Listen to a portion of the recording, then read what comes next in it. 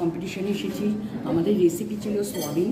আমি সোয়াবিন দিয়ে রথযাত্রা স্পেশাল সোয়াবিনের রসমালাই করেছি, আর আমার ডেকোরেশন আমি এরকম করে করেছি। এখন আমি জাজেসদের কাছে যাচ্ছি, জাজেসদের টেস্ট করাবো।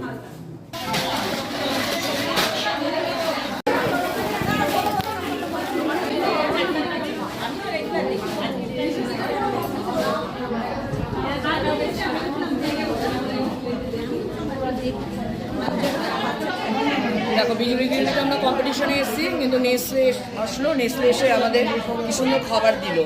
একটা চপ দিয়েছে, তারপরে তোমার চাট দিয়েছে, আর একটা চাটনির মতন দিয়েছে গ্রেভি।